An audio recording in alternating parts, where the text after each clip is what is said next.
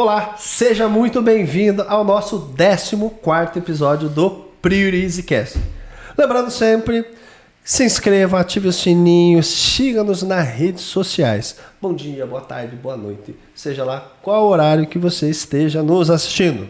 Hoje estamos aí acompanhados com o Marcos Renan Pruno, meu fiel escudeiro, sempre aí no PriorizeCast. E hoje vamos ter uma entrevista um pouco diferente. Vai ter uma pegada empreendedora. O nosso último episódio a gente falou um pouco sobre a visão de uma parte imobiliária, um corretor de imóveis, como é importante ter sempre aquela visão empreendedora, sempre testar novos negócios sem medo, né? Apesar de que toda profissão, toda mudança vai incorrer em medos, isso é necessário para o nosso dia a dia. Você aprende, eu aprendo e a gente acaba comprando sempre erro dos outros. E é isso que a gente às vezes ensina, tá? Quando vai passar algo para frente. Nosso convidado de hoje, ele é formado em administração pela primeira turma da UniC de 1995. O nosso convidado anterior falou que foi a primeira turma do ensino fundamental, da Moema. Da Moema. Então, olha que interessante, todo mundo sempre pensando em ser o primeiro lá. Ele é empresário, tá? Então ele já atuou na Autopeça Lindsmeier e hoje tem a empresa Casa dos Parafusos. Além disso, foi presidente do Clube 16 de Abril e foi presidente da Associação Empresarial de Itaiópolis. Estamos muito felizes aqui de te receber. Eu costumo sempre te chamar de Zé, mas o nome correto aqui, José Carlos Lindsmeier. A gente fala Zé porque é carinhosamente lembrado assim. Que é uma pessoa verdadeira de definição de reinvenção, tanto empresarial, tanto de empreendedorismo, e principalmente depois a nossa pegada um pouco espiritual, ou seja, que entendeu que o jogo não é só efetivamente o trabalho, que entendeu que você tem que sempre estar conectado, né, com outras questões além, né? A gente sabe que trabalho é importante, que é o fruto da nossa sobrevivência, mas precisamos sempre ir além. Zé, muito obrigado, muito satisfeito de tê-lo hoje aqui no nosso episódio. Vamos começar. Zé, quem é você? Se apresente para a nossa galera aí que nos assiste. Muito boa noite, Kleber, boa noite a todas as pessoas que estão nos assistindo, aos internautas, boa noite à equipe toda de trabalho. É uma alegria muito grande estar aqui, uma satisfação enorme, vamos dizer assim, participar desse teu programa, esse teu podcast, né, que já está consolidado, vamos dizer assim, todo mundo assiste, eu já vi algumas entrevistas, você trabalha muito bem nisso aí, e eu acho que uma alavanca importante para Itaiópolis, nós precisamos abrir mais esses canais, né, para que as pessoas consigam conhecer também, não só a vida, mas também aprofundar um pouquinho mais sobre as pessoas que participam da sociedade itaiapolense. Acho muito interessante isso. Bom, é duro falar da gente, né? Vocês já estavam me perguntando, Kleber, e você? O que é? Eu falei, cara, eu não tenho nada de interessante. Tem o conteúdo, difícil a gente se olhar no espelho, né? Mas eu sei, então eu vou facilitar essa vida para você aqui e eu tento facilitar para os meus convidados. Zé, você começou sempre querendo ser administrador, sempre querendo ser empreendedor. Bom, como foi a tua vida? Assim, o lance da administração até é um pouco diferente. Eu realmente me formei na primeira turma da UniC em Mafra, né? Mas eu fiz administração de empresas em Curitiba também, antes de fazer em Mafra. A história é um pouco diferente. Que eu acho assim, foi um lance muito interessante. Eu digo que eu fiz 8 anos de administração de empresas. Porque eu passei no vestibular em Curitiba, na época na FAI, que hoje é uma universidade de referência em administração e contábeis, não só no Paraná, mas no Brasil todo. É uma das principais universidades de administração e economia do Brasil hoje. Eles têm uma qualidade muito boa. E eu passei no vestibular lá porque era na Católica, mas a Católica não tinha administração, economia nem contábeis no Prado Velho. Então era no centro, ali onde é o Bom Jesus hoje. E eu fiz 3 anos e meio de administração lá. Faltando... E por uma situação familiar, na época e tal, surgiu a administração em Canoinhas. E aí eu achei melhor, até para uma questão de ajudar a minha família, que estava passando por uma situação difícil, transferir para Canoinhas. Mas quando eu transferi para lá, eu não consegui mais acertar o curso. Daí ficava matérias para trás e tal, aí eu parei e daí em 91 surgiu a administração em Mafra, foi a primeira turma. E eu quis colocar o meu curso lá e daí o pessoal disse, não, você tem que fazer vestibular de novo, não tem jeito. Tá bom, então fiz o vestibular de novo, foi um novo curso, tudo diferente. E aí fiz novamente os 4 anos de administração na Unicem Mafra. Então tenho 8 anos de administração da empresa. Você veja só. Deixa eu te perguntar, você falou da tua família. A tua família tinha também um posto de combustível. Sempre teve, sempre teve. Você chegou a atuar? Eu trabalhei no posto um bom tempo lá, junto com meu tio, meu pai e tal, né? Até quando meu tio se aposentou, eu acabei administrando por um tempo, fiquei acho que quase 3 anos lá, administrando o posto. Aí depois voltei para autopeças. Foi nesses lances aí. Quando entre fazer administração na Unicem e fazer administração em Curitiba, eu trabalhei no posto também. E deixa eu te perguntar. Uma experiência interessante também. Deixa eu te perguntar, muito diferente a prática do que você aprende na teoria? Vou dizer um negócio para você. Uma das maiores críticas que eu tenho ao curso de administração de empresas, eu não sei se mudou muito de lá para cá, porque eu me formei em 95, então o curso é mais dinâmico, as coisas são de mais dinâmica hoje, então, mas é pouco voltado à administração de empresas de pequeno porte e microempresas. O curso ele te leva a trabalhar numa grande instituição, numa grande organização, né? Isso, cara, você sai um pouco frustrado, entendeu? Tanto lá, Mafra foi melhor. Porque Mafra, querendo ou não querendo, era uma realidade diferente. Você fazer um curso de administração em Curitiba, numa capital, eles te preparam para você atuar nessas grandes instituições, nessas grandes organizações. E Mafra não, como o curso é mais, a cidade é menor e a região é menor e tem uma realidade diferente, eles te preparam um pouco melhor para essa questão. Mas eu acho que ainda falta muito, né, a questão de você preparar o aluno para uma realidade pequena das empresas. Porque quando você entra numa empresa, você funda uma empresa, você trabalha, você vai começar por uma empresa pequena. Aí você tem que ser tudo, né? Você tem que ser desde o financeiro, o contador, você tem que ter uma noção toda da empresa pequena, né? E isso é difícil no curso de administração. Os quais não têm isso aí, sabe? Você vê que interessante.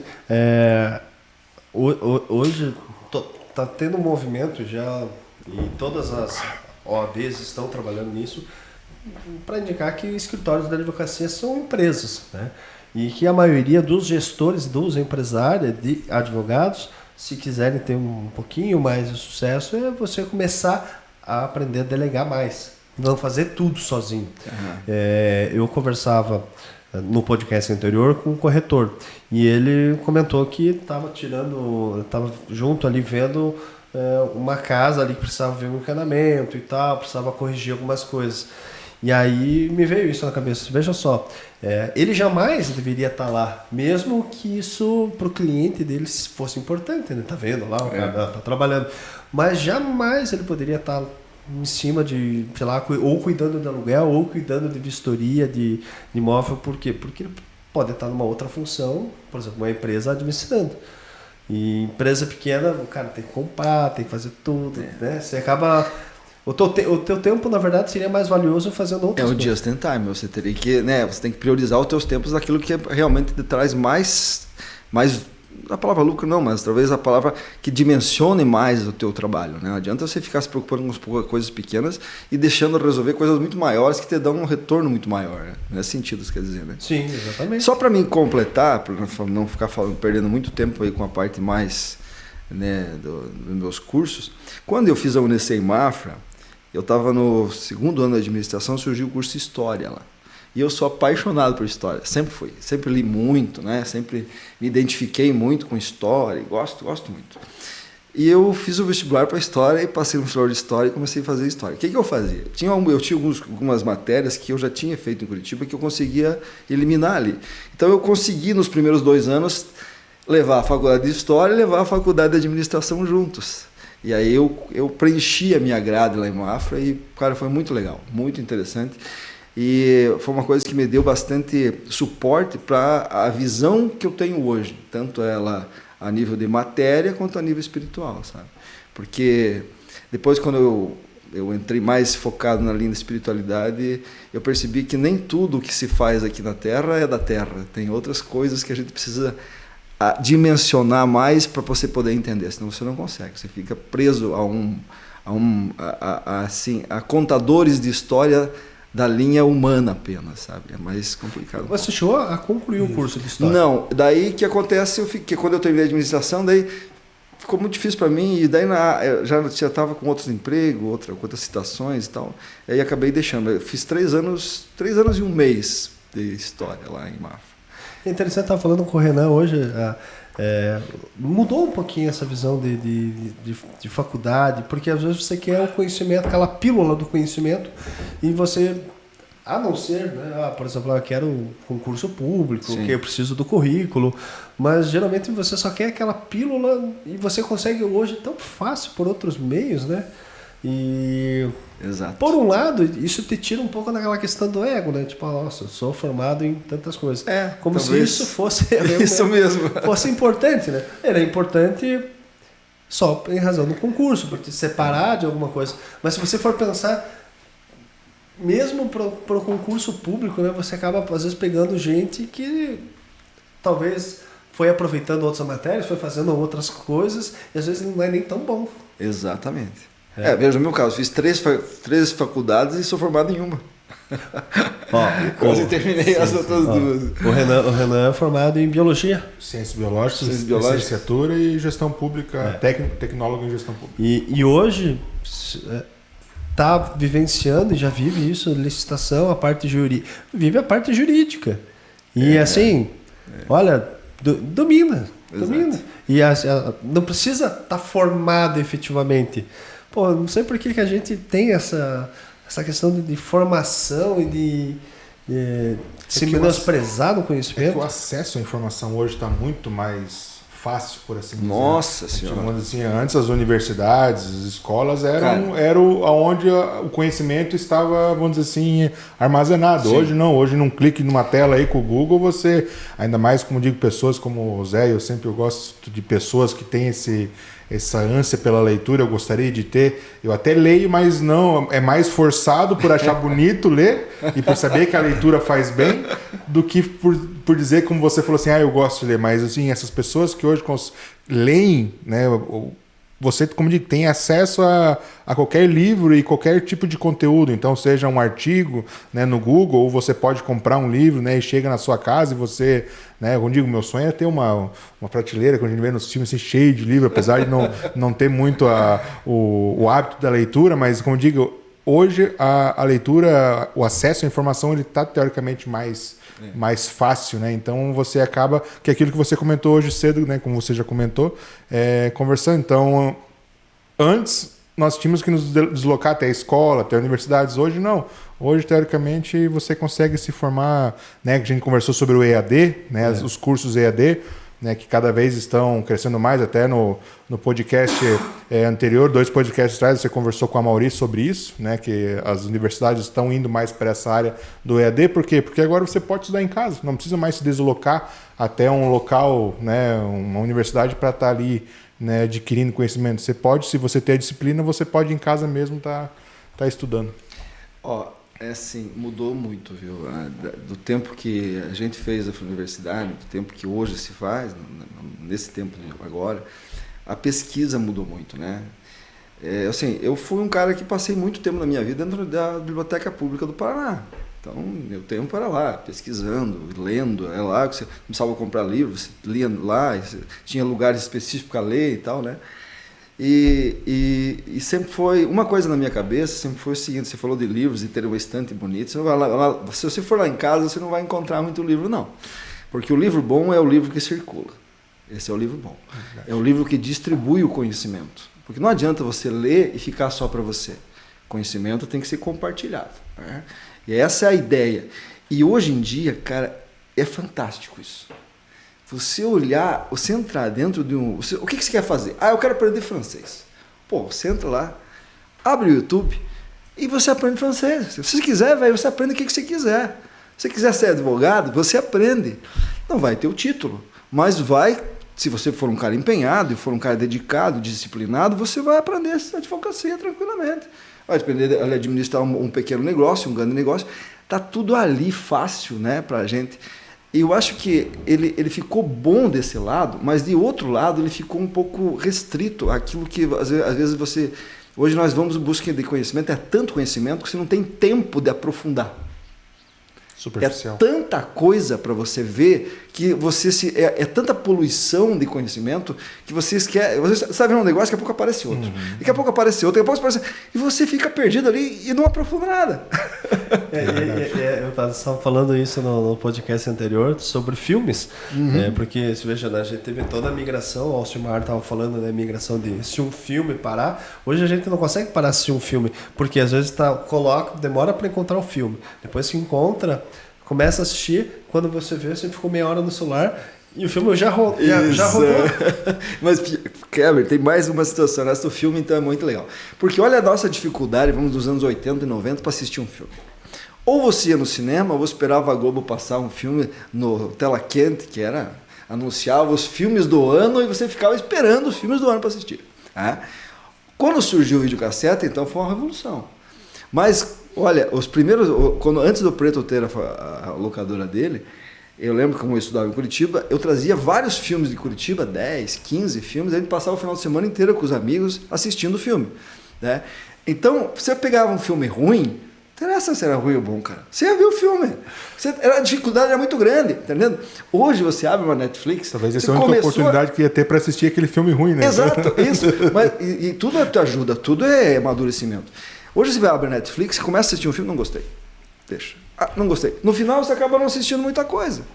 Né? E às vezes, porque um filme ou um documentário, que eu gosto muito de documentário também, ele não é bom no começo.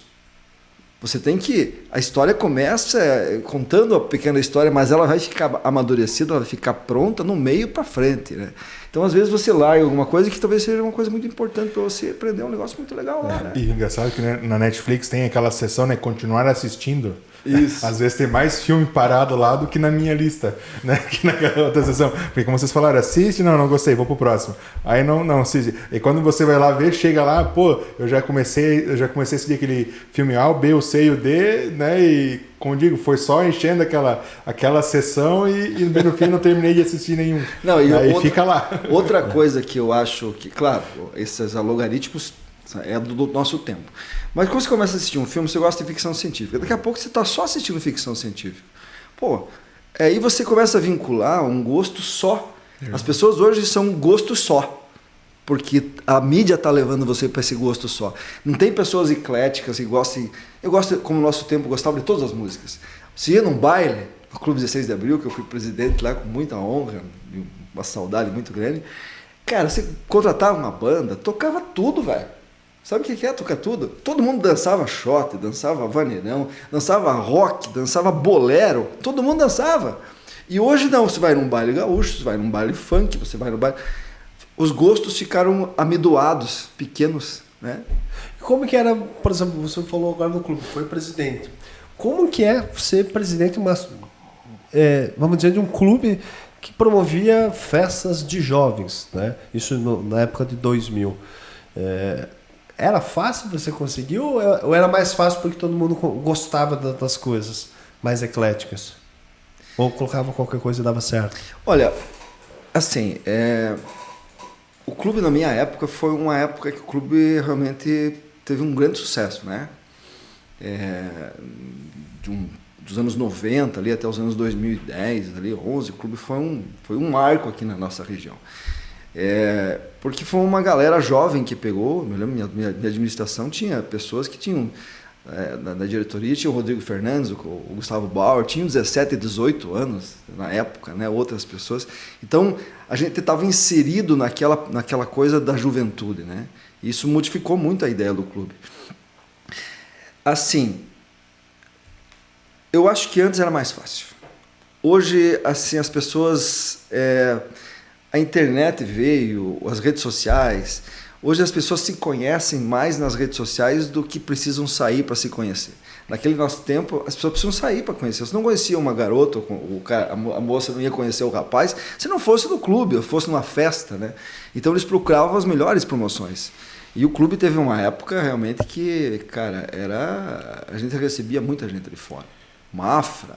Olha, eu lembro quando nós fazíamos as festas, por exemplo, uma das festas que marcava muito, né, que era o Brazilian Crawl, né? Era a festa da tequila, foi um marco aqui na cidade. Cara, a fila era lá na prefeitura, mais ou menos, para entrar no clube. Quando a gente abria a porta, a fila estava lá. E não era de um, era de 5, 6 caras, a calçada toda, esperando para entrar no clube. Chegar às 11 horas, não queria chegar à meia-noite, 1 hora da noite. Todo mundo queria começar às 11 já a festa. E saía às 5 horas da manhã, amanhecendo o dia, não tinha horário. Ia ser ruim, né, se fosse hoje, né, para vocês, né? Não, mas lá não chega o som lá em casa. Chega, mas chega bem abafado. Mas faz falta isso aí, Kleber. Eu digo assim, eu não vou dizer que muito é por mim, eu sou um cara bem caseiro, mas da minha geração para frente, por assim dizer, qual que vai ser as nossas histórias para contar? Eu não tenho história para contar, por assim dizer. E é tão gostoso quando eu escuto meu pai e minha mãe contando as histórias. Né? A gente recentemente foi para Blumenau, daí eles pararam na casa de uns colegas deles e eles até vinham também nessa época, pro 16 de abril aqui. Sim, né? Então eles até têm história aqui em Telps também, esse pessoal de Blumenau lá. Qual que era? Acho que não é. Estica-teta, não? Estica-teta. Agora não me lembro, escadão, sei lá. Eu digo, escadão é mais velho. Eu não sei, esses negócios aí. Falar do escadão, me lembro de falar um pouco do escadão também. Eu gostaria de lembrar algumas coisas do escadão. Então eu digo assim, a minha geração, eu digo, por mim, não tem essas histórias. Sabe, esse de você sair. Eu digo assim, até de... Cara, eu digo assim, eu penso, meu Deus, a minha mãe, cara, fez isso, meu pai fez isso. Como foi gostoso, imagino, viver nessa época. Hoje não, hoje o pessoal fica só em casa, Netflix, Amazon, TikTok, Instagram, e não sai mais de casa para curtir. Claro que ainda existe, mas eu tenho certeza que comparado a esses anos que você falou, hoje a incidência de bailes, por assim dizer, é bem menor do que naquela época. Imagino que aquela época era direto, assim, era várias vezes no mês, por assim dizer. Hoje não, hoje dá para contar na mão quantas festas tem ali, porque como o Kleber falou, né, eu moro perto do 6 de abril. Então, alguns anos atrás, eu acho que passou ano de não ter nada. Né, se eu estou enganado. Agora voltou a ter um pouco, mas né, não é, eu tenho certeza que não é daquela mesma frequência que tinha nessa época que você falou. Exatamente. Então, como eu digo, as coisas estão diminuindo e as histórias gostosas, como eu digo, de ouvir, né, de escutar os meus pais, os amigos deles contar, a gente acaba não tendo mais nessa juventude de hoje. De histórias, eu acho que deve ter algumas aí. O que eu já ouvi. Algumas não dá pra contar aqui. Não dá pra contar. Mas essas são melhores, digo. Por isso que eu digo, quando eu digo, cara, minha mãe fez isso, meu pai fez isso. Mas sabe, Renan, eu acho muito interessante essa questão, assim, porque assim, eu às vezes converso com pessoas de Mafra, principalmente, que hoje são meus amigos, viraram amigos, mas eles sempre diziam assim, ir lá no clube era uma família, sabe? Todo mundo se conhecia. Todo mundo. Nós conhecíamos o pessoal de Papanduva que vinha, o pessoal de Papanduva já conhecia o pessoal de Teópolis. Então, cara, era bom, sabe? Porque você se sentia como se estivesse numa festa caseira. Mas uma festa grande, né? Caseira grande. E sempre tinha pessoa diferente, então dava uma rotatividade pessoal, era legal. Né? Não, e a própria dança, eu digo assim, né? O meu pai é aquele cara que dá aquele espacinho, todo mundo dança junto. Como eu digo, a gente foi pro Blumenau, a gente foi na festa do tio dele, que completou 60 anos, e a festa era temática dos anos 60. Então todo mundo foi a caráter, era só música antiga, só que daí aconteceu, a hora começou a tocar música, todo mundo fez um círculo e ficava só dando aquele espacinho pro lado, assim, sabe? Eu digo, que coisa sem graça. Você chegou a tocar em banda? Banda não. Eu fui então... DJ. O primeiro DJ de Taos foi eu. DJ animador, no caso, né? O cara que anima ali, né? Foi o escadão. Eu ajudei, na verdade, quem construiu o escadão foi o Luiz Kajimertic e o Carlos, né? E o Jussi, os 3 irmãos, Kajimertic. Eles construíram o escadão, né? O escadão é onde é hoje ali, ali na... Mas kitnet lá. Como é o nome ponto 10 ali, lanchonete? Ali perto do Pão Doce. Ali, né? Isso, ali para cima, ali é o escadão. E o nome é escadão porque era uma escada comprida. E na época tem o escadão em Balneário Camboriú. Então eles resolveram fazer o escadão ali, sabe? E tem uma história muito legal, porque quando eles estavam construindo ali, na época eu estava estudando em Curitiba. E eles queriam fazer uma coisa diferente. Então eles estavam vendo lá e tal, e eles queriam fazer um jogo de luzes no chão. Pá, mas como fazer esse jogo de luz no chão? Como é que você vai botar vidro e tal, tal? E daí, eu lá em Curitiba comecei a pesquisar uns lugares lá e foi a primeira vez que eles estavam trabalhando o acrílico. E o Carlos sempre foi um cara, o Carlos Casmete sempre foi um cara muito engenhoso, cara. Ele montou um sequencial de luzes e daí ele fez os buracos no chão com as luzes, várias luzes, e botou o acrílico para fechar. Então, ele dava um sequencial do chão, assim, sabe? Cara, isso foi extraordinário para o Escadão. Todo mundo, quando entrava lá dentro, pisava naquele negócio e aquelas luzes do chão vindo. Cara, aquilo transformava as pessoas. E o Escadão ficou, acho que por quase 15 anos, que é difícil uma balada, uma discoteca se manter tanto tempo sem renovação. E o Escadão se manteve. E funcionou muito bem e foi, assim, em termos de sucesso, de empreendimento, aí foi, a nível de entretenimento, um dos primeiros da região. Tenho certeza, pelo que eu conheci, que eu me lembro. E essa parte de entretenimento praticamente está acabando em tudo que é lugar. Você acha que é em decorrência da internet? É em decorrência desse volume de informação que você tem hoje? Ou falta de segurança? Eu acho que é um combo, né? É um combo de tudo, né? É um combo de tudo. As cidades grandes ficaram inseguras, né? Você vai, hoje, assim, como eu falo, as baladas específicas, você vai e curta aquilo lá, ou tem um grupo mais, tem uma balada mais de pessoal mais maduro, uma balada um pouco mais de jovens, então você, antes era tudo no mesmo lugar, porque os clubes eram muito fortes. Você pega o Zeppelin de Mafra, o Clube Papão do Vento, que nem existe mais, né? O nosso clube resistindo aí, as sociedades, elas implodiram, né? Porque as pessoas antigamente, eu, por exemplo, quando eu entrei na Sociedade 16 de Abril, eu entrei com 17 anos e passava por um critério para você ser aceito como sócio. Né? Como meu pai já tinha, eu entrei fácil. Mas era uma honra muito grande você participar da sociedade, cara. Porque era a Sociedade de Itaiópolis, entendeu? O Clube 16 de Abril era a cidade... Hoje você tem que andar a carta para as pessoas participarem. Meu Deus do céu, exatamente. Porque aí você tem responsabilidade para assinar, para não sei o que. Poxa vida. Exatamente. Você já tem que fazer todo um esforço. Deixa eu te perguntar, Zé. Aí você estava na faculdade. Eu quero saber um pouquinho da história do posto. Tá? Porque hoje o pessoal conhece o posto Lindsmeier, mas hoje são outros donos. Não, família ainda é a mesma família. Né? Mesma família. Porque a minha família é assim. A minha família. E antes eu nasci. Era de quem? Não era de ninguém. Sempre foi Lindsmeier. Era posto Texaco? É que eles alocaram um tempo para outras pessoas, mas sempre foi da família, né? Eu nasci no Rio da Estiva, lá no posto que hoje é o posto Stan. Eu nasci ali. Então meu avô comprou aquele posto, meu avô tinha, na época, alguns caminhões, fazia frete e tal, e eles compraram aquele posto.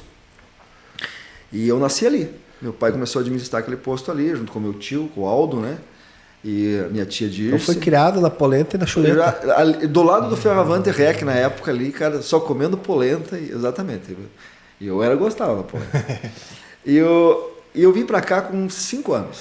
Daí meu pai, eles começaram a comprar um terreno aqui, e daí construíram esse posto. 1973, 2 ou 3 por ali. E daí eu vim com meu pai para cá. Eles compraram também onde é hoje a pensão, na frente ali.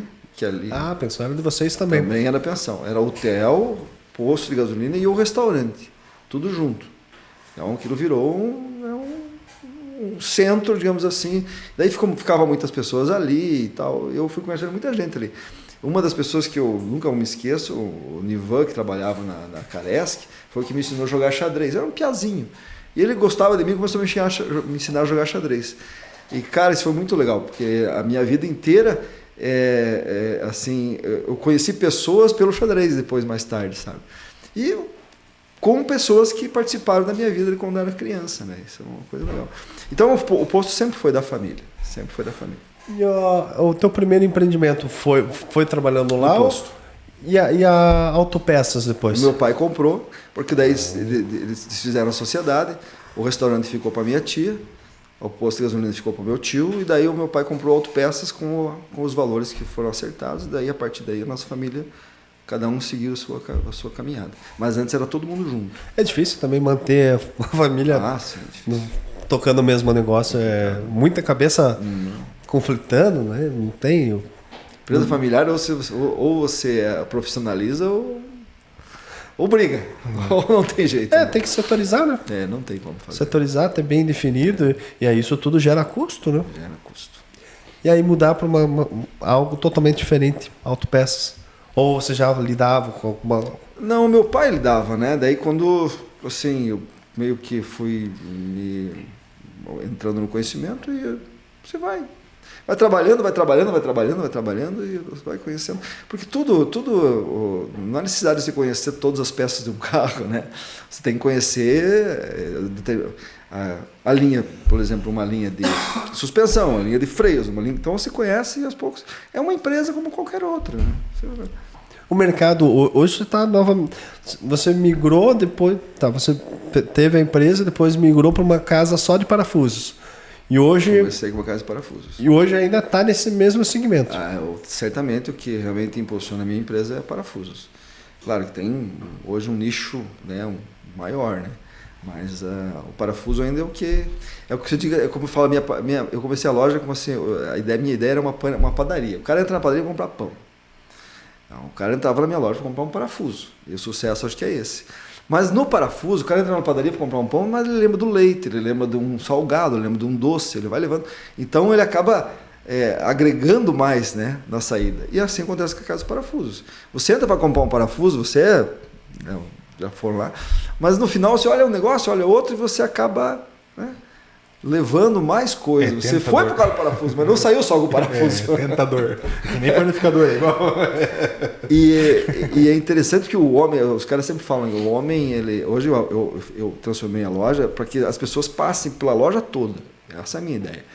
Porque a parte de ferramentaria, a parte toda essa parte de tanto material de construção e tal, as pessoas, os homens gostam. Eles se encantam, né? Ferramenta, então, é um troço espetacular, como eu sempre disse. O homem a mulher entrou numa loja de cosmético, olha, o homem vai na loja de ferramentaria. Parece que ele gosta de ter aquele negócio de... Eu acho bonito, mas não gosto de mexer muito. Eu sempre falo assim, a minha esposa me pede aí para fazer algumas coisas, vou lá e faço, mas faço bem feito, só que eu não gosto de fazer, eu prefiro chamar o cara para fazer. Se for para fazer ruim, né? Prefiro um profissional, isso é verdade. Porque eu sempre penso, se não for me agregar e eu vou perder tempo, tudo bem, é uma tarefa manual, é legal, mas, sei lá, eu prefiro fazer outra coisa do que ficar mexendo em tarefa manual. Eu gosto de mexer e ter as ferramentas e tal, mas não um prazerzão assim que eu tenho. Meu irmão já gosta de fazer. O Pedro já é mais dedicado nisso. Ele é mais freguês meu que você. Então tá o nível. Mas olha, eu movimento a economia, ele não movimenta a economia. Então, distribuição de renda, né? É mais fechado. Você foi também presidente da Associação Empresarial. Sim, por 3 anos. Um mandato e meio. O que motiva você a ser presidente de uma associação empresarial, tendo todos os empresários te buzinando ali? E assim, eu digo, claro, que todas essas questões também envolvem sempre ego, mas querer fazer alguma coisa diferente, ou você já começa a pegar aquela fase em que eles precisam ficar indicando? Como que é isso?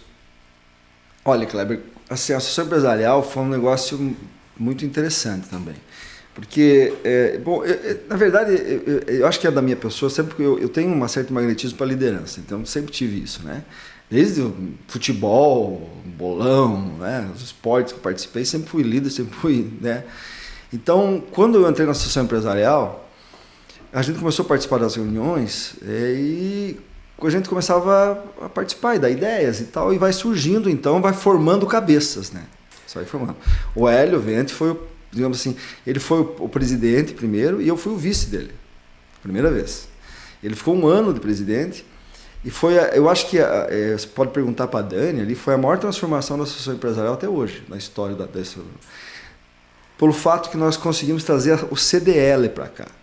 Porque a associação empresarial em si, ela assim, não tem como... Ela não anda sozinha. Ela depende dos sócios. Não tem rendimento nenhum, sabe? Não tem faturamento. Fraco. Então, se os seus sócios não pagar, Quebrou. Tem complicado. O CDL é diferente. Porque o CDL, junto com o CDL, a gente trouxe as consultas do SPC. E a consulta do SPC, ela é cobrada. E aí vem um rol de outras coisas, né, junto. Então, ali a associação empresarial começou a ter faturamento mesmo. E aí começou a crescer, começou a ter funcionário, começou a disponibilizar cursos, a disponibilizar outras linhas, outros centros e assim por diante. E aí começou a crescer. E hoje a associação empresarial, claro, com todo, e isso é mérito de quem pegou para frente ali, né? Com certeza. Isso aí hoje é uma instituição forte realmente na cidade e uma instituição que tem seu peso de opções, né, que tem dentro da associação. Alguém entra na associação empresarial hoje, ele entra porque é importante estar dentro. E não simplesmente porque eu quero fazer parte de uma associação social da cidade. Né? Até porque ele tem o que tirar dali. Né? Você falou uma coisa muito importante, né? A soma, né, de pessoas que foram passando, né? A soma é que faz a construção, né? A cidade, na verdade, se constrói com a soma de várias pessoas ao longo do tempo, né? Sim. Alguém tem que sempre se dedicar e trazendo aqueles detalhes, né? Então o Hélio ficou 1 ano, daí ele saiu para prefeito, né? E daí quando ele saiu para prefeito não podia ficar dentro da associação, daí eu assumi porque eu era o vice. Então eu fiquei o ano dele, o último ano dele, e daí mais 2 anos como presidente mesmo, efetivo. Olha só, vou fazer uma observação e talvez o Zé não saiba. Olhe bem para a câmera aqui, ó. Olha lá, Zé. O formato de óculos é de governante. Um arquétipo de governante. Sério? A camisa, a cor, é imperceptível, mas geralmente você escolhe aquilo que te representa. Por isso que as pessoas às vezes esquecem de estudar um pouco do que elas são e não querem exercitar coisas que elas não são às vezes. Quando é mais fácil exercitar o que elas já são. Eu só quis fazer um parênteses porque legal, interessante isso. Eu olhei depois eu quero saber o meu daí, tá bom? Mas deixa no off. Os arquétipos é uma coisa muito interessante. A gente não dá muita bola para o arquétipo, mas o arquétipo é interessantíssimo. Tanto é que você vai vendo agora, por exemplo, a mudança, por exemplo, vamos falar do Pablo Marçal da vida. A mudança de paradigma dele agora, eu digo assim, é bobo quem não percebe a mudança. Mas a mudança agora, tanto da posição de barba, posição de cabelo, posição de postura e de fala, é representante de arquétipos, cuidador, governante, e as pessoas não percebem, mas como ele está no digital e ele trabalha só com isso, por exemplo, o arquétipo antes é agressivo, porque falem de mim, mas vocês vão falar de graça e eu vou crescer. Sim. E é importante isso, entende? Então, se você começar a entender, você compreende a lógica. E ele sempre disse, não, eu preciso que fique movimentando essa situação. Claro, agora ele vai mudar, já mudou isso, até ele copiou um programa nosso, né? O Priorize Talks, ele está fazendo o Marçal Talks. Eu tive a primeira ideia. Mas, é claro, eu sempre acabo observando essas situações. Viu, Zé? E deixa eu te perguntar. Nesse meio, teve alguma situação empresarial que você, momento da vida que se decepcionou? Por exemplo, você estudou, foi fazendo a parte empresarial. Qual que foi efetivamente talvez a tua mudada de chave, mentalidade? Porque mudar de chave às vezes não é só questão de dinheiro, é questão de pensamento. Pensamento. O pensamento move nossas emoções, né, cara?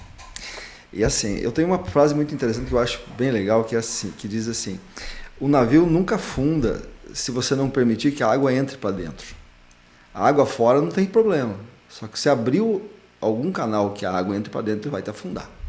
Então, um monte de coisas acontecem ao nosso redor, mas se a tua mente ela estiver bem tranquila, bem focada, bem equilibrada, ela não te afunda. Então, às vezes acontecem coisas na vida da gente que elas são importantes para fazer com que você dê uma guinada, ou seja, perceba que existe algo mais do que aquela vida que você está levando simplesmente. E isso é muito natural, você pode perceber por qualquer pessoa. É difícil uma pessoa que chega na maturidade que possa dizer assim, não, teve um momento na minha vida que assim, me quebrou as pernas e eu tive que me reinventar. Entendeu? Você pode perguntar, todo mundo passou por isso. E isso é importante, porque isso é amadurecimento, isso é crescimento, né? A pior coisa que existe na vida é você conversar com uma pessoa que nunca passou por um problema, nunca passou por obstáculo, nunca teve dificuldade. São pessoas rasas, né? Superficiais. E ela não vai ter nada para vender, né? Nada. A gente só compra erro dos outros. Exatamente, é isso mesmo. Não tem, eu acho que não tem nada mais belo, mais bonito do que você encontrar uma pessoa bem vivida. Uma pessoa que passou por muitos problemas, mas com dignidade, com justiça, com caráter, e construiu um patrimônio pessoal. Eu acho que isso é legal. E quando eu me separei, né, isso foi para mim um momento bem difícil da minha vida, sabe? E eu caí mesmo, cara. Eu não tenho vergonha de dizer hoje. Eu fiquei assim num estado bem difícil, porque o emocional meu estava muito abalado, sabe? E assim, aí aos poucos eu fui me aproximando da espiritualidade. Aí eu fui conhecendo um outro caminho, que eu acho que é o caminho de todas as pessoas. Vai chegar um momento da tua vida que você precisa se deparar com isso. Muitos negam, vão para outro lado, às vezes até um vício que o alimente. Então o cara vai para o álcool, vai para, né, qualquer tipo de outro tipo de vício, até uma coisa mais pesada, ou um jogo, ou até o trabalho. O trabalho acaba sendo um vício que consome uma pessoa, né? Mas se você for realmente entender que é o teu momento em que você às vezes precisa deixar tudo aquilo que você construiu de valores e começar a repensar o porquê que você está aqui, afinal de contas, por que a gente está aqui? Ou para onde a gente vai seguir para frente? Que é um momento de se perguntar isso, todo mundo chega nesse momento, ele é transformador. Talvez depois dos 30 isso pega mais pesado ainda, né? Você começa... Acho que o meu baque principal, assim, acho que foi quando eu fiz 30, assim. Porque até antes eu me admiro, o Renan mais novo, tem um outro rapaz ali também, né? Sempre já praticando isso, né? Eu digo, trabalhando, mas tendo uma parte de religiosidade presente, sim, estudando. Né? O Renan, esse dia comprou uma Bíblia, uma coisa mais linda, chegou ali. E, sabe, estudando, sim, um pouco o Evangelho, estudando um pouco... É que assim, a gente tem aquelas falsa impressão de que essas coisas não são importantes, e na verdade são, né? Se você vai pegar uma informação, dependendo da forma que você vai usar, pode ser que não seja, mas se você colocar isso no teu espiritual, na tua, sabe, aquelas energias boas, e você trabalhar, cara, acho que não tem negócio que não flua. Às vezes você fica pensando, tá, você vai trabalhar, por exemplo, com licitação a vida inteira, você vai trabalhar 30, 40 anos, vai passar a tua vida, tá, trabalhei com licitação, e o que... Você chega no final de uma carreira, você chega frustrado. O que eu fiz de importante? O que efetivamente aconteceu? Na parte empresarial, isso não fica um pouco mais evidente, às vezes, porque às vezes você está ali, você tem um comércio, está vendendo. Daí você fica pensando, tudo bem que você está, né, ajudando outras pessoas, as pessoas estão ali frequentando o teu comércio, né? Quanta gente acaba dependendo de você, né? Sim. De você ser um líder. São vários fatores que te ajudam também a pensar que o teu propósito de vida também é esse, né? Sim. Né? Sim, se a gente, né, escolher uma profissão, o propósito também é esse, né? Mas para a gente sempre quer mais. Assim... O trabalho, ele é para você até aperfeiçoar a tua inteligência, né? Pessoas que vivem no ócio acabam, vamos dizer assim, sem ter uma finalidade específica nenhuma. Você vive por viver. Quando você trabalha, você aos poucos, e todo trabalho, toda função útil é trabalho. Se você está aqui, nós estamos fazendo nosso podcast hoje, é um trabalho. Nós estamos aprendendo, você está aprendendo comigo, eu estou aprendendo com você, aprendendo com o Renan, e as pessoas que estão escutando estão aprendendo, as pessoas que estão ouvindo, estão vendo, estão assistindo, estão aprendendo. É um trabalho também, porque elas estão deixando um tempo para poder fazer isso. Então tudo é trabalho. O que eu me refiro é o seguinte: todo trabalho útil, ou para você ou para o semelhante, é um trabalho, né? Nesse sentido que eu quero dizer. E aí quando você entende isso, você começa a parar um pouco, você desacelera. Porque às vezes você acha assim, pô, trabalho é acordar de manhã cedo às 5 horas da manhã e terminar de trabalhar às 10 da noite. Não, não é isso. Isso não é trabalho. Isso é você se matar por algo que você ainda nem sabe o que está fazendo. Trabalho é você construir alguma coisa. Então, você pode acordar às 9 horas da manhã e ser muito mais útil durante o teu dia do que um cara que acordou às 5. Entendeu? Em que você falou que sobre o rapaz lá que estava na obra, vendo lá, acordou às 5 horas da manhã para resolver um problema elétrico numa casa que alugou. Quer dizer, então, assim, e você às vezes aprende muito mais coisas, não no seu dia a dia de trabalho, você aprende no relacionamento social que está com as pessoas. E se você não se dedica um tempo para isso, dentro da espiritualidade, dentro da parte social, dentro da parte até do teu lazer, você fica distante. Você fica focado só numa coisa e você não cresce ali. Você cresce, a tua empresa vai crescer, porque não tem como. Tudo aquilo que você põe em prioridade e põe em vontade cresce. É a história do livro O Segredo, né? Tudo que você acolhe para você e aquilo que você dedica como prioridade, porque quando eu sempre brinco assim, eu quero comprar um carro, tá? É a primeira coisa que você quer na vida? Eu quero um carro. Cara, você vai deixar de sair, você vai deixar de comprar coisas para tua casa e tal. Por quê? Porque você quer comprar um carro. Então o carro vem, porque você priorizou aquilo. Você vai deixar um monte de outra coisa de lado, mas priorizou o carro. O segredo da vida é você priorizar tudo que você queira de forma útil, tá? Para você. E aí você cresce. Não você, o todo teu cresce. Não sozinho. Porque acho que a grande inutilidade da vida é crescer sozinho. Isso aí é o péssimo. Quando você cresce sozinho é um maior egoísmo que você pode imaginar da vida. E quando você chega lá na frente, aí você vai ver a tua frustração. Mas todo grande empresário dizem que tem isso bem claro, que você não cresce sozinho. Você nunca vai crescer sozinho. Não no sentido de você precisar das pessoas, no sentido de você distribuir o que você está fazendo. Ser próspero para as pessoas. Eu acho que esse é o sentido de ser empresário. Esse é o sentido. Aí realmente você tem uma utilidade até social do teu negócio, porque se você realmente vai subir ao topo sozinho, você vai fazer o que sozinho com o topo? Exatamente. É isso mesmo. E até pelo show business, os grandes megas atores, atrizes, espetáculos, acabam chegando no final da vida, se suicidam às vezes. É muito interessante, porque às vezes... Com todo o sucesso que fazem. Pois é. Porque o que passa por um empresário, uma pessoa que é bem sucedida, está bem estabelecida, chegar no final da vida, às vezes olhar para trás e ver que de nada valeu a pena, não sei. Aí esses dias a gente estava vendo um videozinho de um bilionário falando assim, o que eu mais queria era ter meus filhos presentes, algo assim, ou né, que eles quisessem estar comigo hoje, né? E eu fico pensando, meu pai faleceu e eu fico pensando, cara, a nossa vontade era sempre estar presente.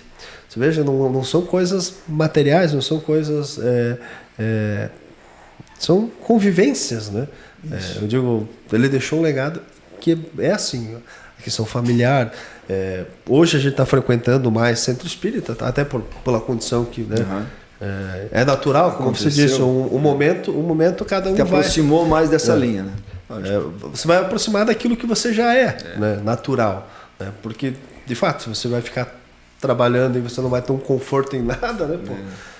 Qual é o sentido do negócio? Não tem, né? E querendo ou não, eu tenho que passar isso para os jovens, por isso que a sabedoria vai vindo com o tempo e realmente as pessoas começam a se inspirar, porque você vai ficando mais sábio, você vai vendo o que é mais importante. E na tua vida, assim, o que mudou, assim, de fato, a hora que você falou, cara, eu preciso me conectar com outras coisas?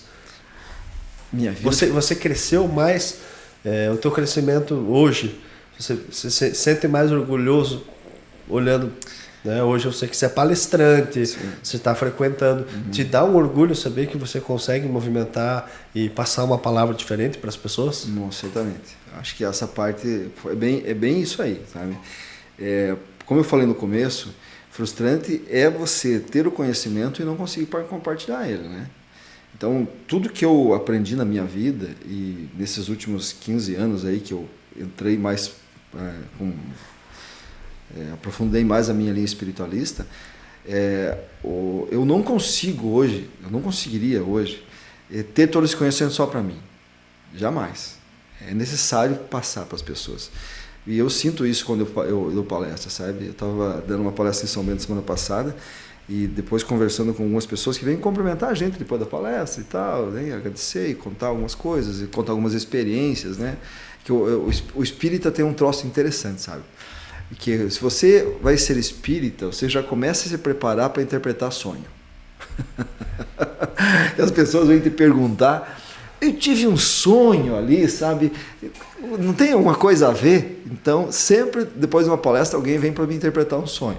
Aí eu digo para eles: olha, pode ser muita coisa, né? É muito subjetivo aí, mas naturalmente você está presenciando algo, porque dentro da linha espiritualista, e eu não estou falando do espiritismo, o espiritismo é uma doutrina que está dentro da linha espiritualista, é uma doutrina, tá? Eu nem vejo o espiritismo como religião. A minha concepção do espiritismo é como uma doutrina que traz um código de conduta de melhoramento da pessoa, como toda religião traz. Você pode discutir qualquer coisa de Jesus. Você pode discutir, por exemplo, se Jesus nasceu, se ele tinha corpo físico ou não tinha, se a Maria era virgem. Há um monte de coisas que você pode discutir sobre Jesus. Se ele viveu aqui, se ele viveu ali, o Jesus histórico, você pode descobrir. Agora, a moral que Jesus passou, isso está dentro da religião dele, da tua, da minha, de qualquer uma. E ninguém discute isso. Porque isso é um aperfeiçoamento das pessoas. É uma doutrina de melhoramento pessoal. Esse é o código de conduta que Jesus trouxe e é por isso que chama-se cristã. Todo mundo que se diz cristã segue essa doutrina e esse código de melhoramento. O espiritismo, ele te dá uma base de conhecimento. Por quê? Primeiro, ele traz uma lei natural, que é uma lei que já existia muito na Idade Antiga, depois com a Idade Média acabou sendo meio que ofuscada, principalmente no Ocidente, mas no Oriente isso é tratado de uma forma muito tranquila, que é a questão da reencarnação. Tá? Porque sem o instrumento da reencarnação, muitas coisas ficam difíceis de você entender na nossa vida humana. Tem dificuldade. Eu vou dar um exemplo para você, se você me permite. E assim, ó, com certeza. Eu vou te falar, você falou, ficam difíceis de entender. E quando você perde alguém muito próximo, se você não tiver esse alento do depois, cara, você não vê nem o objetivo da vida. Exato. Você fica preocupado, na verdade. Qual é o objetivo? Pô, então eu vou levar minha vida do jeito que for, né? Exato, é isso mesmo. Que assim, a primeira condição é Deus. Você tem que entender que Deus tem que existir algo que nos une a todos. Se você quiser criar como um ser humano, tudo bem. Uma energia, ou sei lá, um campo de força, como a física quântica traz, tudo bem. O fato é que você tem que entender que algo nos une. Algo nos gera e algo nos une. E essa criatura tem que ser totalmente perfeita. Tem que ser. Segunda coisa, ela tem que ser causa primária de tudo, porque senão não seria Deus. Deus tem que ser causa primária de tudo. Tudo que se inicia de Deus. Está entendendo? Se Deus é causa primária de tudo, e Ele talvez seja a inteligência maior, tudo que Deus faz tem uma razão. Nada é inútil, nada é ilógico. A vida da gente tem que ter uma razão aqui na Terra. Essa é a primeira questão que a gente tem que entender. Tá? Aí vem a pergunta, por que as desigualdades? Vamos dar um exemplo aí. Vamos dizer que horas são agora? 9 horas. 9 horas. Nessa hora, está nascendo no Brasil 2 brasileirinhos. Nesse mesmo momento. Só que com realidades completamente diferentes. Um está nascendo numa família de classe média alta, numa grande metrópole brasileira. Os pais se uniram por amor. e planejaram ter esse filho. A família toda espera com muito afeto, muito carinho e assim por diante. A mãe fez um bom pré-natal, que o pomposo plano de saúde fez. A mãe é advogado, o pai talvez seja um publicitário, um empresário. Uma boa condição financeira. Essa criança nasce dentro de um centro especializado, com uma equipe especializada, nasce perfeita, fisicamente, inteligência e com um futuro inimaginável pela frente. Tá? Do outro lado dessa grande metrópole está nascendo o outro brasileiro.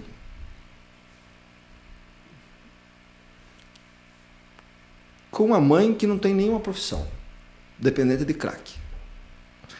É uma situação hipotética, mas com uma bem muito realidade. Tá? Não fez nenhum pré-natal, muito pelo contrário. Teve dificuldade alimentar, sua família não apoiou, nem existe, nem está perto dela.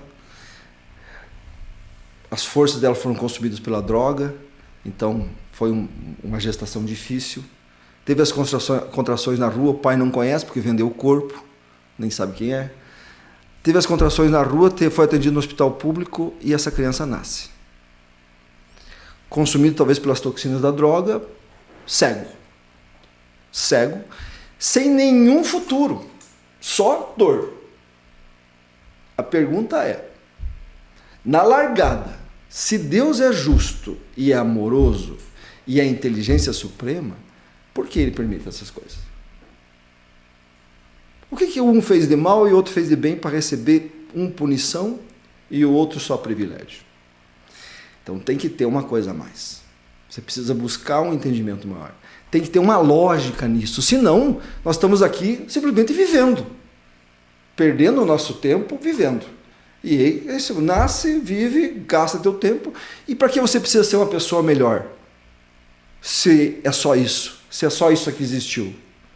Você tem que ter uma continuidade e tem que ter explicações para coisas que acontecem aqui. Senão...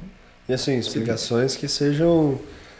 lógicas. Lógicas, que a gente compreenda e que depois a gente entenda que, nossa, nem...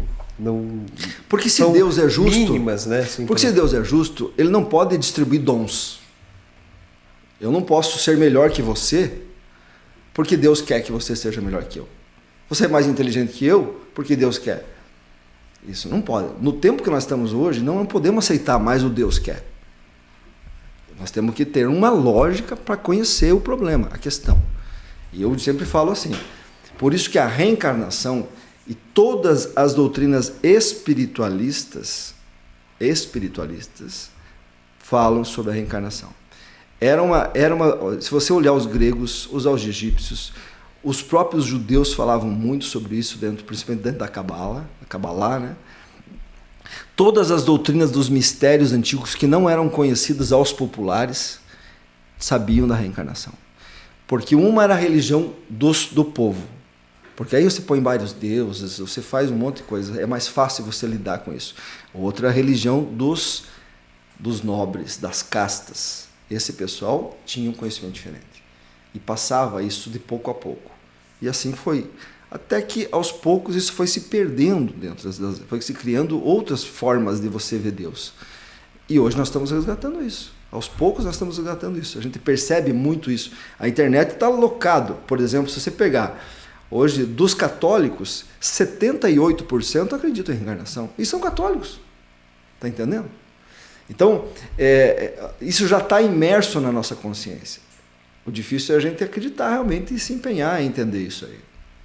Eu digo, para mim, que está vivenciando isso, a gente sempre quer conseguir ter a possibilidade. Nossa, eu queria ver, queria, né, sentir, queria... Né, por mais que a gente está ali vivenciando e acredita nisso, mas a gente quer mais.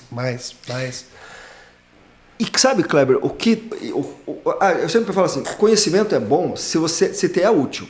Se não é útil, é só informação. Você não usou ele. Tem algo que eu sempre falo, a gente fala muito sobre inteligência artificial. E depois, estudando toda essa parte de espiritual, você vai tentando ver lógica. E eu, hoje, olhando a evolução da inteligência artificial, ela vai possibilitar a gente parar de estudar informação. Você veja só, por quê? Eu falo um caso muito simples. Se você for pensar que a gente estuda, por exemplo, na área do direito, execução fiscal, o que isso importa? É informação. Vai estudar um pouco informação sobre isso. É informação. Aí você vai tendo várias situações que é informação. Aí a medicina vai evoluir. Por exemplo, a inteligência artificial vai ser tão rápida que você vai fazer um exame de sangue e ela vai conseguir te dar a informação dos dados. Você veja só, não é que eu estou menosprezando a inteligência humana, mas eu vou deixar ela de ser usada, por exemplo, para informações. E aí eu estava vendo um vídeo, daí o rapaz estava ali, né, a mãe estava triste porque tinha perdido o filho, e o filho fala numa carta e fala assim, agora eu estou estudando o que realmente importa. E aí eu penso assim, a inteligência artificial, no final das contas, talvez vai possibilitar a gente estudar o que realmente importa. Porque hoje a gente não tem, porque a gente precisa só estudar a informação. Você veja só, o que o Renan faz, pegar a Bíblia, estudar um pouco mais a fundo, sim, talvez seja estudar o que realmente importa, para você tentar compreender uma noção de mundo, de vida, sim, porque senão às vezes a gente só fica buscando informação que, não importa para nada. Não. Conhecimento que é só informação, que não vira sabedoria. Sabedoria é se usar a informação de forma correta. E principalmente não só para você, porque quando você se apropria de um conhecimento, aí você está se beneficiando daquilo. Conhecimento é informação e distribuição, daí vira sabedoria. Essa é a ideia, né? Mas assim, veja que por que as coisas têm que crescer? Por que as coisas precisam evoluir? Porque nada é atrofiado na natureza. Pode ver. Tudo se transforma e tudo evolui na natureza. Tudo. Existe um processo de morte e um processo de renascimento em tudo na natureza. Tudo. Por que nós não teríamos também? Por que não? Tudo que é matéria morre. Tudo que é matéria morre. E hoje a gente sabe que matéria é tudo.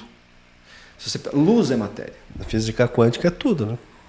Você não sabe se é partícula, se é onda. Eu digo que a gente está vendo as estrelas, mas elas já explodiram há quantos anos-luz? Agora que a gente está vendo. Tudo que é matéria morre. Eu já dizia, tudo se transforma. Tudo que é matéria morre. E morre daí. Acontece o quê? Morre, mas a essência espiritual que existe em todos os organismos, tudo tem espíritos, tudo. Princípios inteligentes que fazem com que as coisas evoluem. Animando matéria, fazendo crescer, fazendo evoluir, fazendo um dia chegar ao ponto de ser um ser humano, ou ser um espírito puro, um anjo, algo assim, que esse é o nosso caminho. É dentro desse processo de aprendizado que a gente passa, a gente vai crescendo. Por quê? Como é que se pega uma criança que toca piano aos 5 anos de idade? Se me der um piano hoje, com uns 50 e poucos anos, eu não sei nem que bater na minha tecla. E chega uma criança com 3, 4 anos e toca um Beethoven.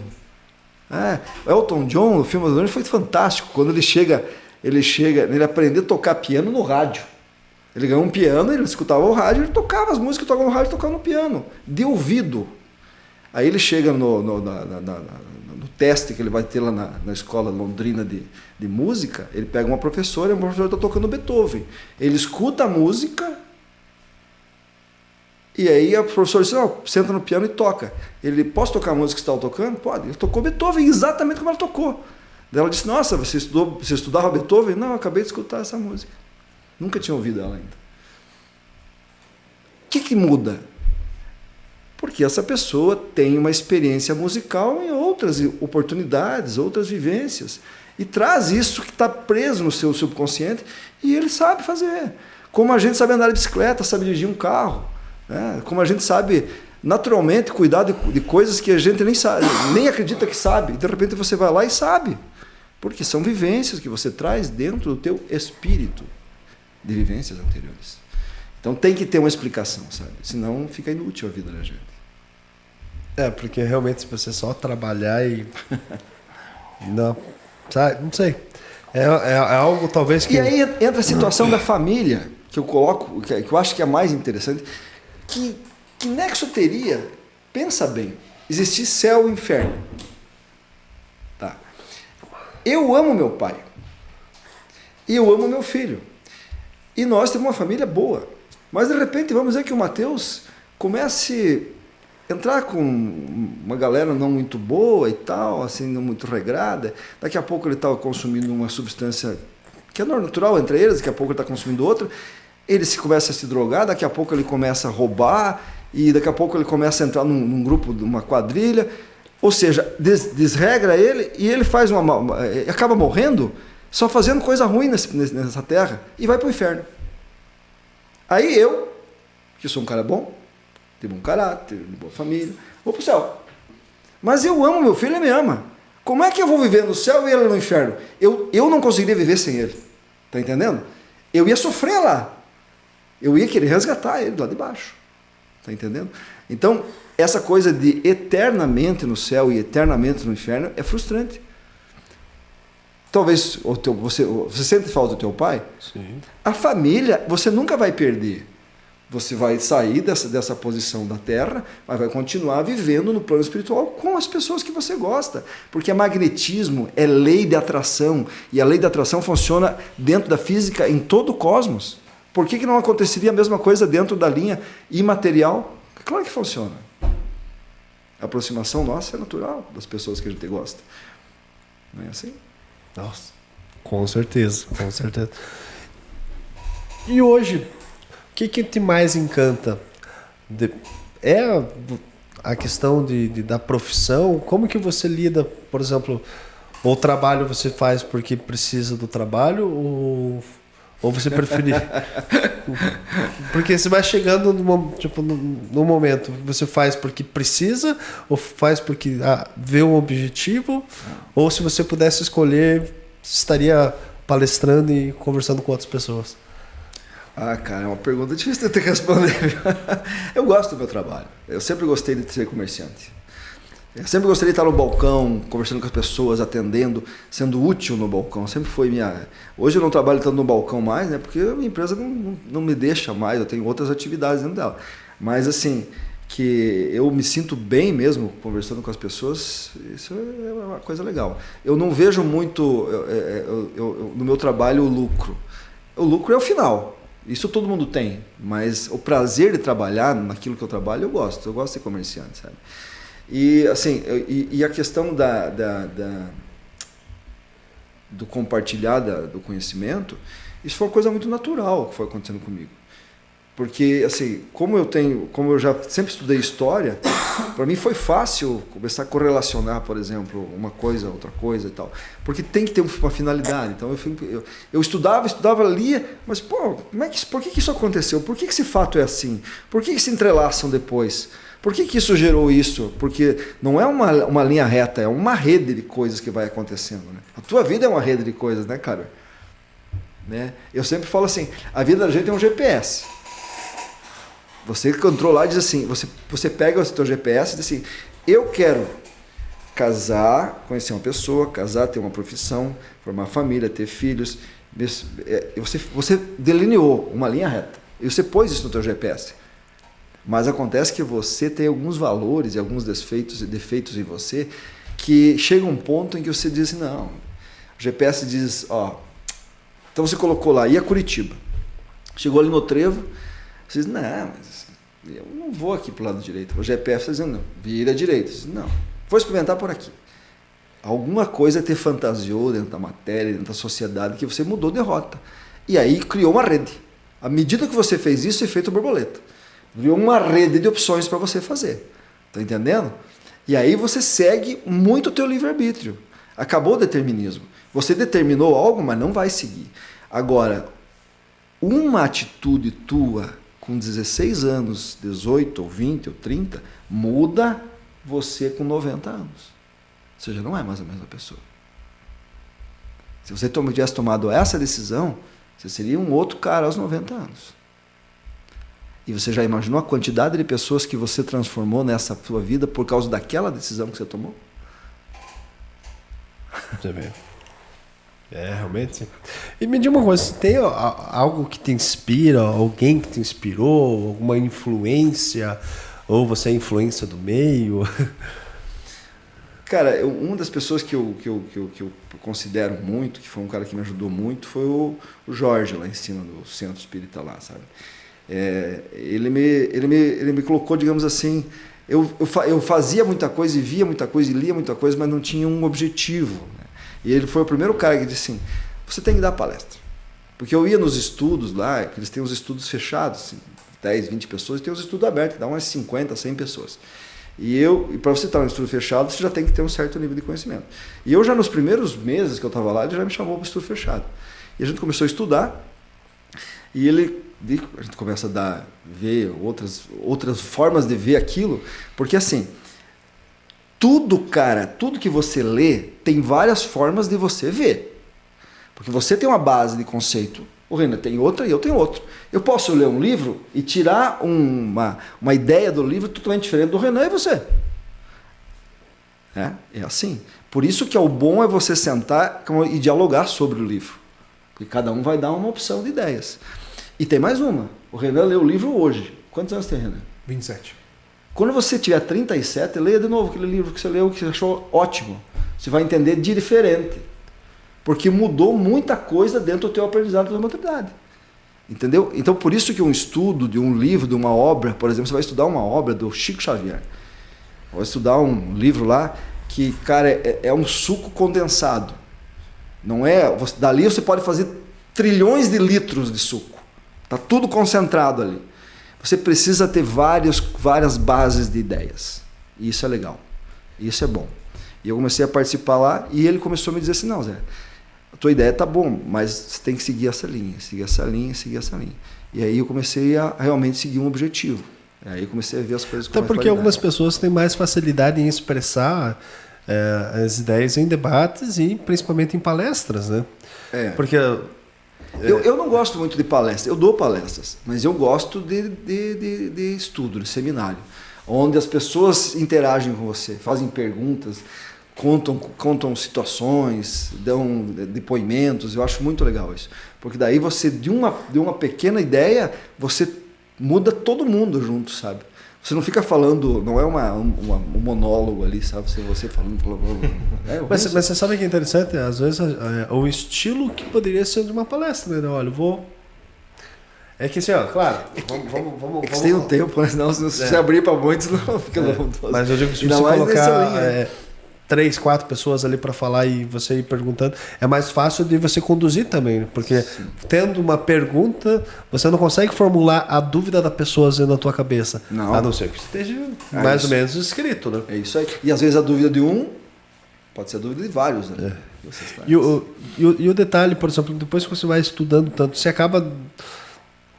Por exemplo, vai palestrar um tema específico, você não sente dificuldade de encontrar a fala ideal para um público que talvez está procurando um conhecimento mais básico? Isso mesmo. Porque assim, ó, eu vejo, eu estou no digital, estou tentando me comunicar com alguns públicos, eu tenho que encontrar o público. E aí esses dias eu estava falando para um professor, eu falei, eu me nego a produzir esse conteúdo. Ele falou, mas por quê? Porque eu falei, cara, eu tenho um pavor, porque todo mundo que está começando fala esse negócio. Que licitação, tem carta marcada. Cara, que pavor que me dá disso de ficar ouvindo esse negócio. Ele falou, mas você tem que fazer. Sim. Porque 90% ainda quer essa informação. E vai ter 90% ainda querendo sempre essa informação. Eu falei, poxa vida, caramba. Aí por isso que talvez você tenha que ir focando.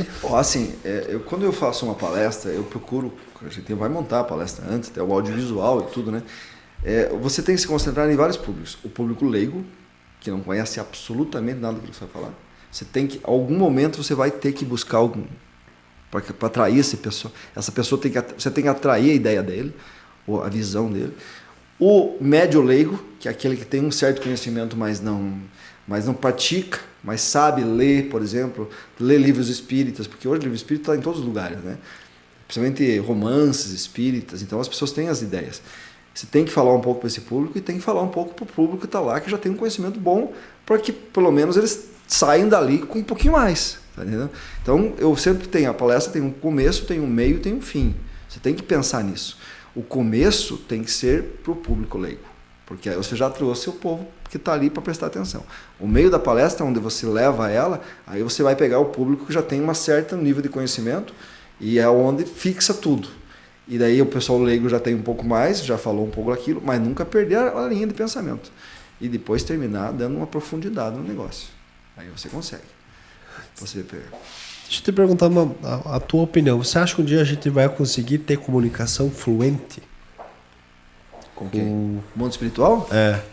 O Chico dizia, o Chico Xavier disse que ainda dentro desse século nós teremos um instrumento, uma máquina, ou seja, que nós vamos ter condições de se comunicar com o plano superior. Você sabe que eu... Cara, e você pensa, o que é a internet? Eu digo que se eu fosse palestrar algo, eu acho que a inteligência artificial vai ser a próxima geração. E a gente não está... Eu agora comprei Essa é a grande luta, né? Uma mentoria de um cara que fala só sobre inteligência artificial. Eu falei, meu Deus, o que a gente sabe, eu passo para o Renan e o pessoal... Cara, nós estamos na ponta do iceberg. Eu fico realmente preocupado. Principalmente Você já pensou nas nossas tarefas. Quer viajar um pouco? Você já pensou se foi uma inteligência artificial que criou esse mundo? E nós vivemos numa Matrix? Assim, porque a gente está praticamente hoje só na generativa. São 3 fases. Dizem que quando a gente atingir a generativa, ainda estamos, sei lá, em 10%. Menos até. Sim. A hora que nós atingir o máximo dela, vai ser já absurdo. Aí nós vamos passar para outra. E a terceira dizem que é para você vai conseguir tudo. Tudo. Você pensa, a gente conseguir falar e assim, imaginando que a gente vai conseguir falar pensando na física quântica com matéria e vai conseguir desenvolver o que a gente quiser falando. Eu quero isso, falando. E você tá... Olha o absurdo. E você ter tecnologia para que você consiga. Porque não é nem nós que vamos inventar. É a própria inteligência artificial. Porque ela vai ter tudo de tudo. E assim, a informação... Sim. Aí eu fico pensando assim, cara, se isso não for a próxima geração e isso não for a virada de chave para que nós voltamos a trocar informação por conhecimento importante, cara, eu não sei o que é. Porque eu acho que, de fato, essa é... Se prepara, esse século vai ser o século das descobertas a nível espiritual. Porque o que é a internet, cara? Onde é que está o banco de dados da internet?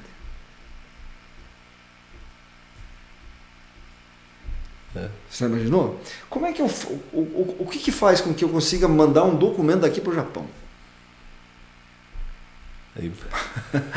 Eu acho que se for um e-mail, foi mandado pelo carro da saúde.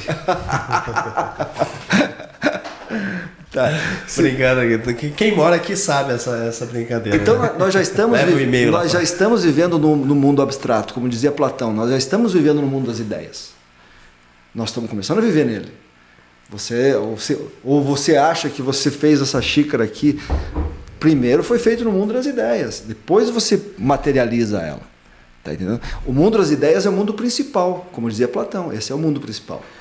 E aos poucos nós estamos entrando nesse mundo principal, o mundo das ideias, que ele não é físico, ele é abstrato. E a única forma de você pensar em viagem no tempo ou viagem espacial sem pensar em instrumento, né? Porque se você vou viajar a velocidade da luz, a gente não está falando nisso, porque é impossível você conseguir ter um instrumento. Mas se você simplesmente se teletransportar com alguma coisa que consiga te reproduzir exatamente, você vai conseguir. Pois é, mas assim, a quantidade de pessoas que hoje fazem desdobramento consciente do corpo é impressionante hoje, sabe? Então, um Mahatma, por exemplo, ou um budista de um nível X, ou um cidadão do Nepal lá, que fica 30 dias sem se alimentar dentro de uma caverna, ele desdobra do corpo. Eles viajam. Tá? O que é mais rápido? Você ir para Marte desdobrado do corpo, em que você viaja na força do pensamento? Pô, tô lá em Mafra. Porque à medida que eu mentalizei Marte, eu já tô lá. Vamos ter um avatar em cada lugar? Exatamente. Mais ou menos isso. Não, mas é você que está lá. Exatamente. O sono, o que é? É isso aí. Você desdobra toda noite. Você sai do teu corpo. Entendeu? E isso é o futuro. É isso que vai acontecer. Eu não estou dizendo daqui a 50, 100 anos. Daqui a 1000 anos, 1000 e poucos anos, nós vamos ter pessoas aqui. Se um faz, se dois faz, se 5 faz, se 1000 fazem, todo mundo pode fazer. Tá entendendo? Então a gente vai viajar em espírito, em corpo fluídico. Essa é a ideia. Então você deixa o teu corpo aqui e viaja. Porque claro, aí, tem muito, mas eu vou te falar assim, ó, tem muita coisa que a física quântica ainda não consegue responder e falta conhecimento que eu acho que a inteligência artificial vai conseguir ultrapassar. O que é a inteligência artificial? Sabe o que é legal? Porque é o seguinte, não que dizem que na parte espiritual a gente vem num corpo que está limitado, né? Porque a gente não tem as informações necessárias. Mas se você tem uma inteligência artificial que consegue acelerar todo um processo, necessariamente você vai obter aquela informação e a tendência é melhorar o teu conhecimento. A gente só não consegue ter todas as informações porque a gente está limitado, porque não tem ela. Mas se depois você tiver essa informação, você vai ter essa informação, caramba. Exatamente. Você vai saber? Exatamente, é isso aí. Entende? E a inteligência artificial é mais ou menos isso, essa situação, porque ela é inesgotável. É assim como o nosso cérebro no mundo fluídico, ele é inesgotável. Por isso, o processo, cara, eu sempre falo, veja, se eu voltasse a 200 anos atrás e dissesse que você ia ter um telefone celular, em que você, de qualquer lugar, eu falo com você e você me escuta, pega um cara que veio 200 anos atrás, pudesse colocar ele no mundo de hoje, o cara ficaria louco. O que é isso?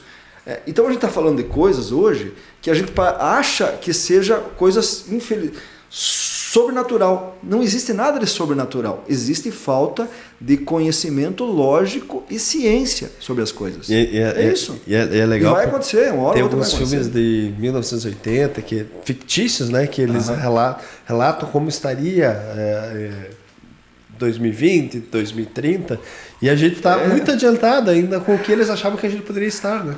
2001, Uma Odisseia no Espaço. Filme de 1967.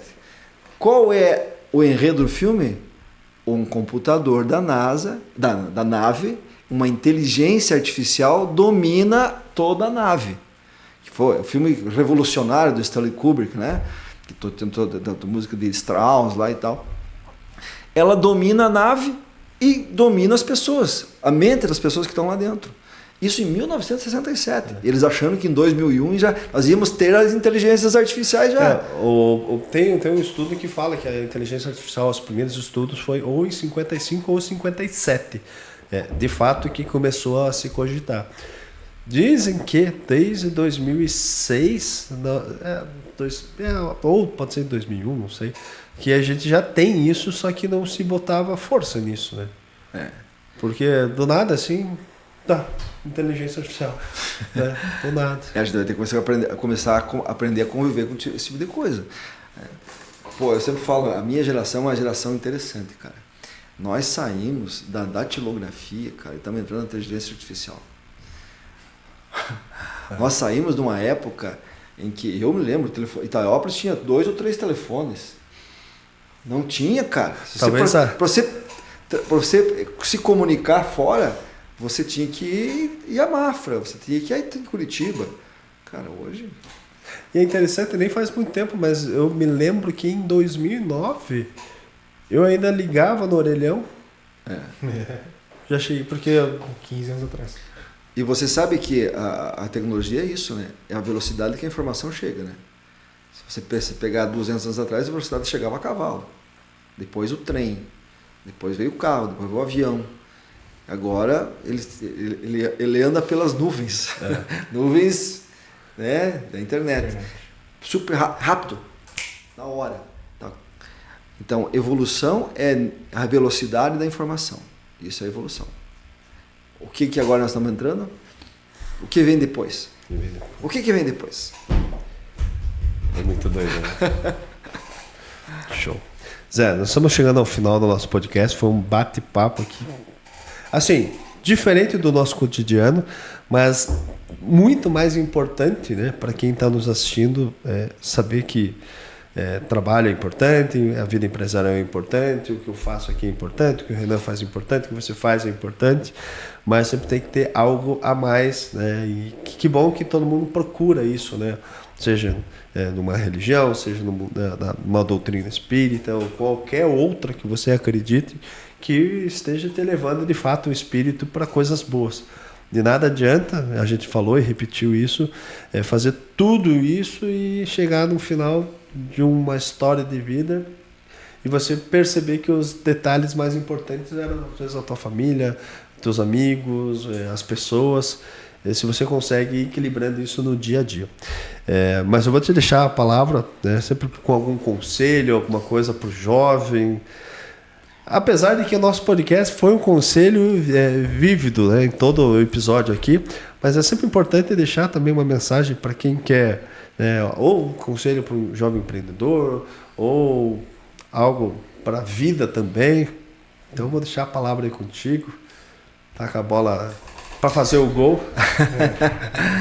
Cara, se eu pudesse dar um conselho de vida para essas criaturas novas que estão começando a entrar no mercado de trabalho, ou entrar na vida social, até na questão já construindo famílias e tal, eu diria assim, cara, nunca seja radical. Nunca seja fundamentalista. Nunca leve a topo demais uma ideia tua. Esteja aberto à renovação. Esteja aberta a receber coisas que você acredita que não é real, mas abra a tua mente para pelo menos receber, sabe? Porque a vida ela tem um sentido, e o maior sentido dela aqui na Terra, sem dúvida nenhuma, que eu hoje me conscientizo disso, é a renovação. Todos os dias nós te renovamos. A hora que nós abrimos os olhos até a hora que a gente fecha os olhos é uma oportunidade de a gente reaprender sempre. Eu acho que essa talvez seria o melhor conselho. Está disposto a vivenciar coisas novas, conhecer coisas novas, pessoas novas, empreendimentos novos, arriscar. Arrisque, experimente. Gaste teu tempo com coisas que você ainda não fez. Faça isso. É interessante porque agora ele falou que sempre invista em coisas novas. Esse dia eu estava pensando, eu nunca consigo viver no presente, porque o presente já foi. Toda hora o presente já foi. O presente já foi. Já é outro momento. A gente sempre está vivendo ou no futuro, relembrando as coisas, ou o que a gente fez de acertado, ou o que fez de errado, ou com algumas angústias aí da vida. É isso aí, pessoal. Lembrando sempre, nós estamos no 14º episódio do PriorizeCast. Comenta, curta, ative o sininho, siga nas redes sociais. Pessoal, se você gostou de um conteúdo desse, lembra de comentar. Agradeço demais ao Zé. Curtir também. Curtir também. O Renan sempre dá uma puxadinha. Lembrando, se vocês gostaram do conteúdo, cara, comente também. Agradeço o Zé aí por essa disposição. Tenho certeza que para muita gente vai ser muito importante, porque para mim foi, então eu garanto que para todo mundo, o Renan também. Toda a sabedoria que passou, né? Agradecer apenas. Como você falou, toda essa informação que você passou para a gente, isso, querendo ou não, traz enriquecimento. Hoje foi mais um dia, quase nem tanto de debate, mais palestra, mas porque realmente era muito importante. Pessoal, um grande abraço.